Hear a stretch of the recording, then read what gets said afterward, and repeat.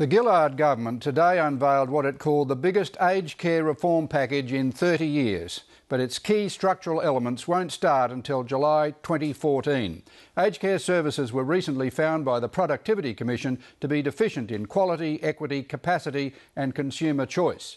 The Gillard government now acknowledges a low-paid and insufficient care workforce suffers a 25% annual turnover. There's unmet demand and some nursing homes gouge exorbitant bonds from those desperate to get a place. The reform will establish a means test, but with a regulated cap on annual and lifetime care costs. There's to be a new My Aged Care website for everyone to navigate the new system. Late today, I spoke with the Federal Minister for Mental Health and Ageing, Mark Butler. Minister, welcome. You and the Prime Minister say you want the whole emphasis of aged care policy to go to keeping people in their homes as long as practical, right up to the end of life, if possible. Now, that's a huge change to workforce requirements from personal community carers, live in, live out. A carer is currently paid only $18 an hour, a poverty wage. There's no career structure. How will you fix that? The significant supply constraint we have in the system, whether it's residential care or home care, is workforce. They're not paid enough. They're notoriously underpaid in this sector. We have 300,000 working there now. We will need almost 1 million people working in aged care in coming decades. The most substantial part of the $3.7 billion of initiatives today is to start to build a workforce compact that begins dealing with those wage rates. Well, how do you get the wages up? Mr Swan is trying to get us out of deficit. Well, $1.2 billion of the $3.7 billion package will go to support a workforce compact to be negotiated between providers, aged care unions and consumer groups. This is the model that the National Aged Care Alliance put to us in recent weeks. We're putting $1.2 billion on the table. We think that employers will be able, with this package, to put money on the table too. It's a bridging arrangement. It won't get us to where we need to be finally, but it's a bridging arrangement to building a longer-term strategy for wages in this really critical sector. The reform package seems to be predicated on a negative perception, certainly you've picked it up from consumers, about the quality of care in Australia's nursing homes, understaffed, low quality, families desperately concerned about their loved ones. How does this package address the quality question? Well, the ultimate guarantor of quality is staffing, and that's why workforce and staffing issues are such an important part of this package. But the concern people raise with me often also is they're not sure what's happening in the system. There is no source of transparent information, which is why the My Aged Care website is so important. For the first time, people will be able to know about providers in their community, the fees they offer, the services they offer, the staffing levels they have, their complaints history, and for the first time we'll introduce a rating system following advice from the Productivity Commission and the Audit Office. So the need for transparency in the system is one of the major messages I've got from the community. The question is quality. You don't regulate staffing levels, do you?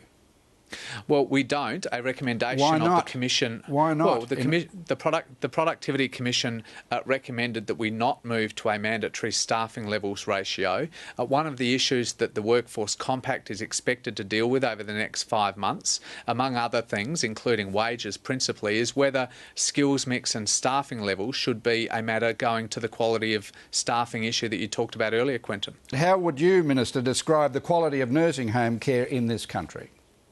Well, I think staffing is a very serious concern in this country, and in some parts of the country more than others. I mean, there's a negative. Sorry to interrupt. There's a negative perception. You acknowledge that. How would you describe the quality of care here?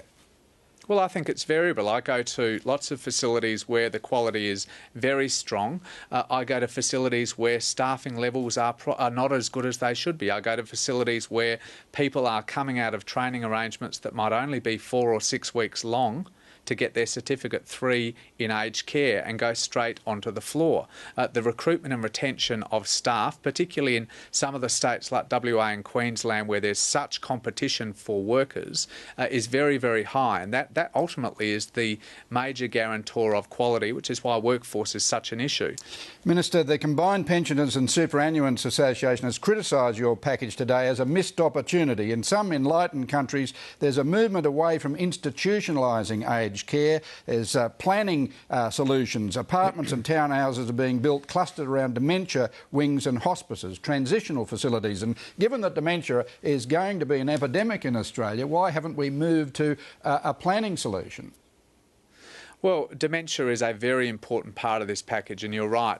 Minister Plibersek and I will be taking a recommendation to the state and territory health ministers at their next meeting that they make dementia a national health priority. It's already the leading cause of disability among older Australians, and it will soon become the leading cause of disability in Australia as a whole. It will be one of the most significant health challenges we face for years and decades to come. There's a substantial package. Missed opportunity was the question to change to more transitional arrangements. Well, that is not the view that Alzheimer's Australia has put.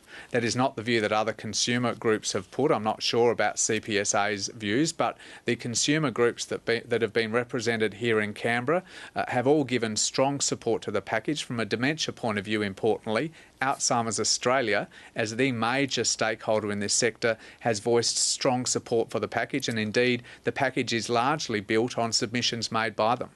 With your reform package, it appears residential aged care bonds will now be demanded for all types of care by every nursing home. Is that right? No, that's not right at all. For the first time, we will introduce real choice about how people pay for their accommodation. There are two major complaints families make about the current system. One is that there's no control over excessive bonds. We know that bonds are running into the hundreds and hundreds of thousands of dollars, and in some cities, like Sydney, for example, people are paying bonds over $1 million.